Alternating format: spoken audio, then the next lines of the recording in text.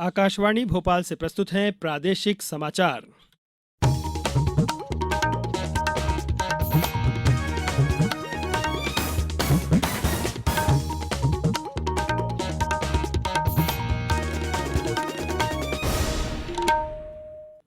नमस्कार, समाचारों के साथ मैं नवनीत चौबे। सबसे पहले इस बुलेटिन के मुख्य समाचार। प्रदेश की 230 विधानसभा सीटों पर शांतिपूर्ण मतदान संपन्न, 75% से अधिक वोट डाले गए।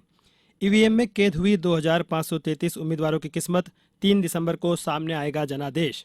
चुनाव को लेकर नजर आई जागरूकता, किसी ने बीमारी के बावजूद डाला वोट तो किसी ने विदेश से आकर किया मतदान। और नहाय खाए के साथ आज से लोक आस्था का पर्व छठ शुरू। अब समाचार विस्तार से। प्रदेश की 230 विधानसभा सीटों पर मतदान आज छिटपुट घटनाओं को छोड़कर शांतिपूर्ण ढंग से संपन्न हुआ। राज्य में 75% से अधिक वोट डाले गए, हालांकि अंतिम आंकड़े आना भी बाकी है। साथ ही कुल 2533 उम्मीदवारों की किस्मत ईवीएम में कैद हो गई। मतगणना 3 दिसंबर को की जाएगी। शाम 5 बजे तक सबसे अधिक 82% वोट आगरमालवा जिले में डाले गए थे। वहीं सबसे कम अलीराजपुर जिले में 56.24% वोट पड़े। भोपाल में 59% से ज़्यादा, जबलपुर में 70, झाबुआ में 73, सीहोर में 72, श्योपुर में 77%, ग्वालियर में 62, इंदौर में 65, दमोह में करीब 74, नीमच, राजगढ़, रतलाम, सिवनी और शाजापुर में 80% से ज़्यादा मतदान शाम 5 बजे तक हुआ। पन्ना में 70, सतना में 67, छिंदवाड़ा में 79, धार, सिंगरौली और शिवपुरी में 72% मतदान हुआ। नक्सल प्रभावित बालाघाट जिले में और मंडला डिंडोरी के कुछ मतदान केंद्रों पर दोपहर 3 बजे मतदान शांतिपूर्ण तरीके से संपन्न हुआ। प्रदेश में चुनाव उत्साह उमंग के साथ संपन्न हो गए हैं। प्रदेश के 4 बड़े शहरों से हमारे 4 संवाददाताओं से जानते हैं कैसा रहा लोकतंत्र का महापर्व। सबसे पहले चलते हैं भोपाल, जहां से हमारे संवाददाता संजीव शर्मा जुड़ रहे हैं। संजीव जी, कैसा रहा भोपाल में मतदान? नवनीत, प्रदेश की राजधानी भोपाल में चुनावी रंग तो सबसे ज्यादा चढ़ा और नेताओं से लेकर कार्यकर्ताओं ने भी खूब उत्साह दिखाया, लेकिन मतदाताओं में अन्य शहरों की तुलना में कुछ कम उल्लास नजर आया। स्वच्छता के पैमाने पर नए प्रतिमान रचती भोपाल से ये उम्मीद की जा रही थी कि वह मतदान में भी नया कीर्तिमान रचेगा। दोपहर 3 बजे तक तो स्थिति यह थी कि सातों विधानसभाओं में महज 30-32% ही मतदान हो पाया था। हालांकि पार्टी कार्यकर्ताओं के आखिरी घंटों में किए गए प्रयासों के कारण मतदान का प्रतिशत पिछली बार के स्तर तक पहुंच गया। वैसे भोपाल ने इस बार साफ सुथरे, विवाद रहित और बिना तामझाम के बेहतर चुनाव प्रबंधन का उदाहरण जरूर पेश किया। धन्यवाद संजीव जी। अब इंदौर का रुख करते हैं, जहां से हमारे साथ जुड़ रहे हैं हमारे संवाददाता मनिंद्र दुबे। मनिंद्र जी, देश के स्वच्छतम शहर इंदौर में कैसी हुई वोटिंग? इंदौर जिले की 9 विधानसभा सीटों के लिए आज मतदान शांतिपूर्ण ढंग से संपन्न हो गया। इसके लिए जिले भर में 2561 मतदान केंद्र बनाए गए थे। इनमें से 583 मतदान केंद्रों को संवेदनशील केंद्र की श्रेणी में रखा गया था। इस चुनाव में युवा मतदाताओं की भागीदारी का जोश हर मतदान केंद्र पर नजर आया। गौरतलब है कि जिले के 27,62,507 मतदाताओं में 7 लाख से अधिक वे युवा मतदाता हैं जिनकी उम्र 30 वर्ष से कम है। पहली बार मतदान का अधिकार मिले युवाओं ने लोकतंत्र के इस महायज्ञ में अपनी भागीदारी पर प्रसन्नता जताई। जिले में ग्रामीण क्षेत्रों की तुलना में शहरी क्षेत्र में मतदान की गति धीमी रही। वहीं चुनाव आयोग द्वारा बुजुर्ग और दिव्यांग मतदाताओं के लिए शुरू की गई घर से मतदान योजना का लाभ जिले के 4,666 मतदाताओं ने लिया। इसके लिए मतदान दलों ने 6 से 9 नवंबर तक घर घर जाकर मतदान प्रक्रिया संपन्न करवाई थी। शुक्रिया मनिंद्र जी। आइए अब चलते हैं संस्कारधानी जबलपुर, जहां से हमारे साथ जुड़ रही हैं हमारी संवाददाता सुरभि तिवारी। सुरभि जी, जबलपुर में कैसी रही वोटिंग?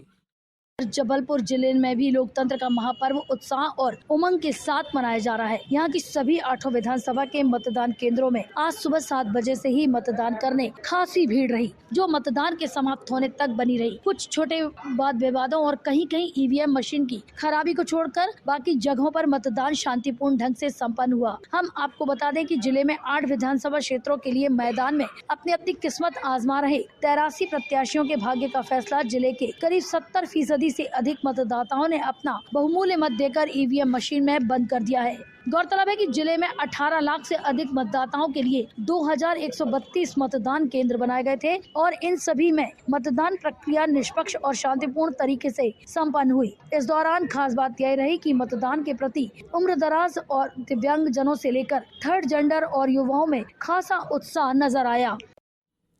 बहुत शुक्रिया सुरभि जी।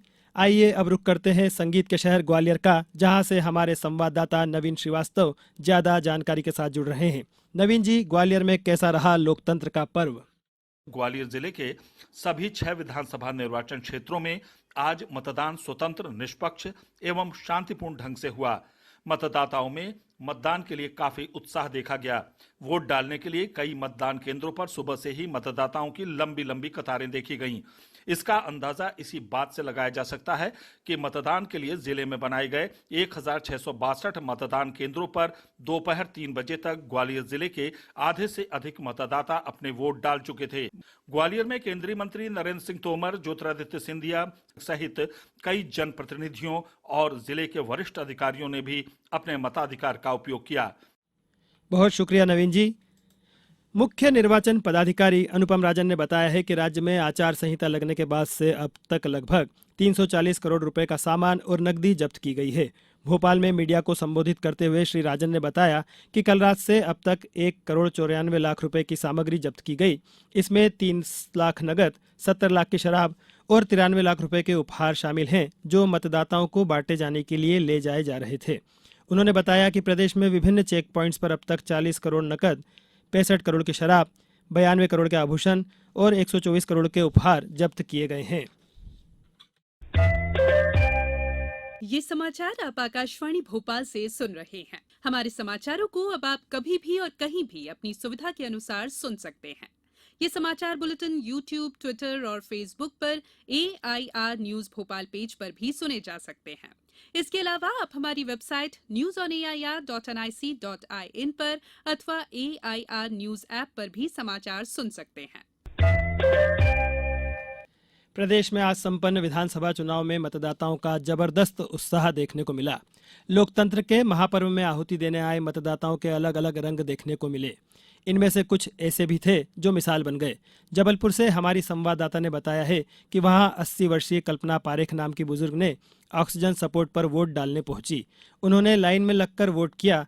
आकाशवाणी से बातचीत में श्रीमती पारेख ने कहा कि उन्हें सांस लेने में परेशानी होती है और बिना ऑक्सीजन के नहीं रह सकती है, लेकिन लोकतंत्र के लिए वोट की ऑक्सीजन जरूरी है, इसलिए वो वोट करने आई हैं। उधर बुरहानपुर के नेपानगर में एक दंपत्ति अमेरिका से मतदान करने आया।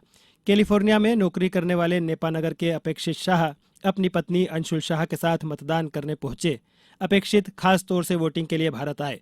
शहडोल जिले के जेतपुर विधानसभा क्षेत्र में दिल को सुकून देने वाली चुनावी तस्वीर सामने आई, जहां मतदान के लिए बुजुर्ग पति नेत्रहीन पत्नी को लाठी के सहारे लेकर वोटिंग करने मतदान केंद्र पहुंचे। रीवा के त्योथर में एक मतदाता मां को मुखाग्नि देकर सीधे मतदान के लिए पहुंचा। लोक आस्था का महापर्व छठ आज से शुरू हो गया है।